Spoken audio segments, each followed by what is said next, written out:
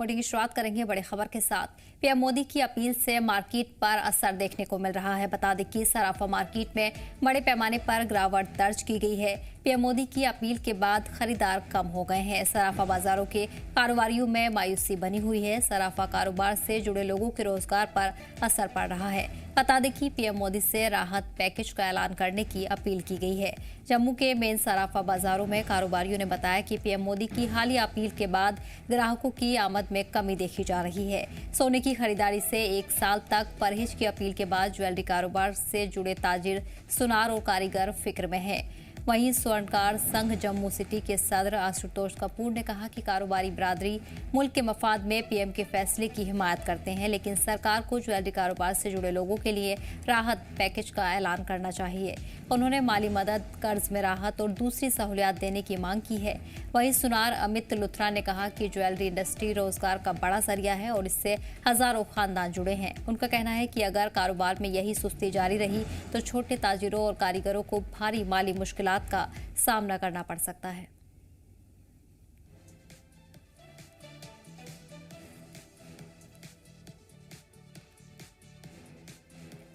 इस बीच आपको बता दें कि पीएम मोदी की अपील का मार्केट पर असर देखने को मिल रहा है। सराफा मार्केट में बड़े पैमाने पर इन दिनों गिरावट दर्ज की जा रही है, जिसके चलते कारोबारियों ने मायूसी जाहिर की है। पीएम मोदी की अपील के बाद खरीदार कम हो गए हैं। सराफा बाजार में लगातार गिरावट देखने को मिल रही है, जिस पर कारोबारियों के रद्द-ए-अमल भी सामने आए हैं।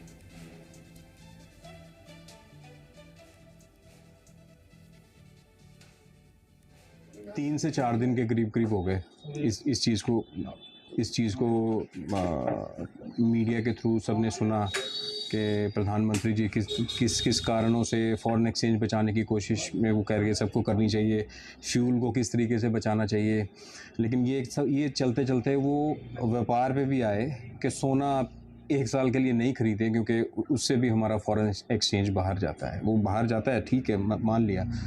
और ये पॉलिसी प्रधानमंत्री जी नहीं बनानी है, उनके पर्टिकुलर डिपार्टमेंट नहीं बनानी है। किस तरीके से हम वो फॉरेन एक्सचेंज बचा सकते हैं, किस तरीके से हम अपने स्ट्रेटजिक जितने भी स्टॉक्स हैं उनको इंक्रीज़ कर सकते हैं। और हम भी उन्हीं के पार्ट एंड पार्सल हैं, इसी देश के हिस्सा हैं। तो हमारे काम के ऊपर अगर ये इम्पैक्ट जो है वो नेगेटिव इन सब चीज़ों का आता है, तो आप ये सोचेंगे 3-3.5 करोड़ के करीब जो लोग हैं, उनका खाना पीना, पढ़ाई, सुख दुख, उनके लोन्स ये यहीं से जाने हैं। और ये 3-3.5 करोड़ सीधा जुड़े हुए लोग हैं जो हमारे साथ जुड़े हुए हैं। इसके साथ पैकेजिंग है, हमारे कार्ड्स हैं, हमारी जितनी भी चीज़ें हैं। ये जो अलग लोग हैं वो बढ़ के तो मेरे को लगता है कि करीबन 5 करोड़ के करीब जनता हो जाती है जो डायरेक्ट इस इंडस्ट्री के साथ इन्वॉल्व है।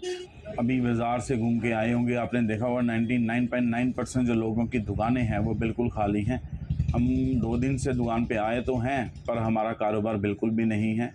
आप भलीभांति जानते हैं कि मोदी जी की बात का ये नहीं कह सकते कि इम्पैक्ट नहीं है। उनकी एक बात का और एक लफ्ज़ का पूरा हिंदुस्तान एक जो शख्स है वो पूरा उसके पालन करते हैं, और पहले भी उनका पूरा पालन करते हैं। पर वो पालन की वजह से हमारा जो ट्रेड है इस कगार पर आ गया कि हम सोचने पर विमर्श हो गए हैं कि अभी तो 2 दिन हुए हैं, 365 दिन कैसे निकालेंगे।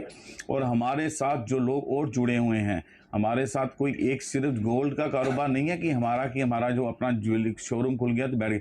हमारे कारीगर एक ज्वेलरी को बनाने के लिए 10 से 15 लोग काम करते हैं। बिहार के जो जितनी भी लोग कारीगरी हैं वो सारे जम्मू में, पूरे हिंदुस्तान में वो काम करते हैं। बिहार से ले लो, राजस्थान ले लो, गुजरात के ले लो। इसी पर जानकारी के लिए हमारे नुमाइंदे ख्वाहिश जुड़ गए हैं।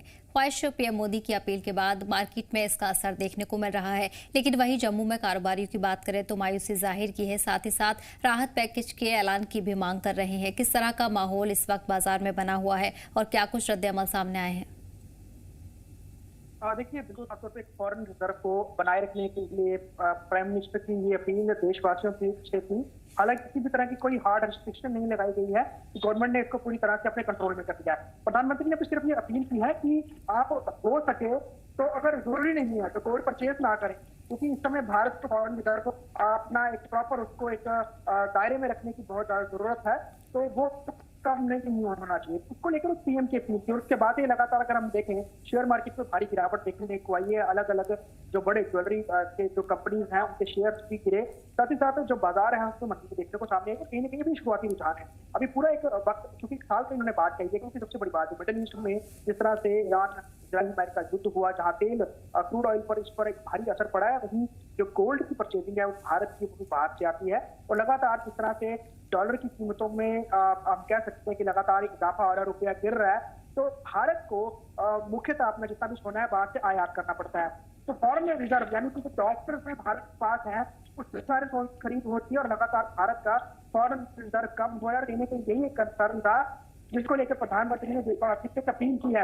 लेकिन आपको पता है कि प्रधानमंत्री आज के समय में कोई भी देशवासी से कोई भी किसी भी तरह की अपील करते हैं तो लोग बड़ा उसे संजीदगी से लेते हैं और उस पर अमल करना भी शुरू करते हैं। ऐसे में चाहे उन्होंने तेल पेट्रोल डीजल की खपत को कम करने की बात कही हो कि कम यूटिलाइजेशन जरूरत नहीं है तो ज्यादा आप उस तरह से पेट्रोल डीजल को कम उपयोग करें, अपनी जरूरत के अनुसार उपयोग करें। उसके साथ ही साथ और कई सारी चीजों को लेकर उन्होंने कहा है जिसमें गोल्ड भी है। तो ये चीज जो है इसको लेकर कहीं ना कहीं सराफा बाजार में मंदी देखने को शुरुआती तादाद से देखने को सामने आई है।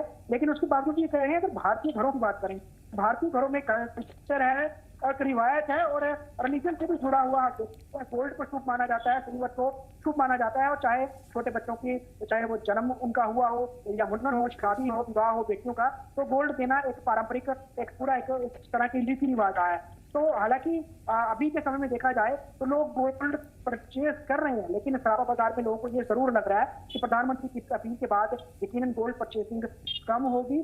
जो लोग अमूमन तौर पर गोल्ड गिफ्ट करना पसंद करते हैं वो कहीं ना कहीं और ध्यान देंगे।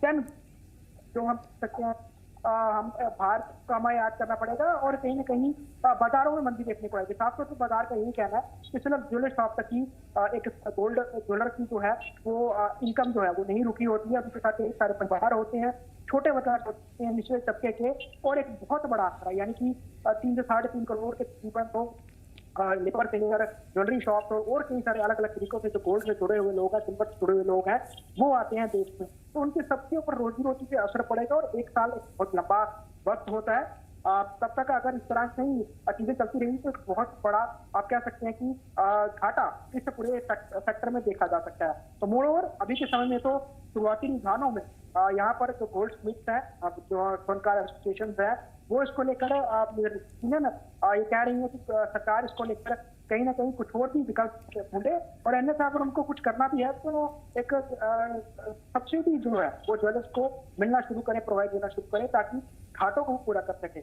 ओवरऑल आगे इसको देख क्या कुछ होता है, लेकिन फिलहाल अभी प्रधानमंत्री की अपील के बाद कहीं ना कहीं सराफा बाजार में काफी उछल पुछल देखने को नजर आ रहा है।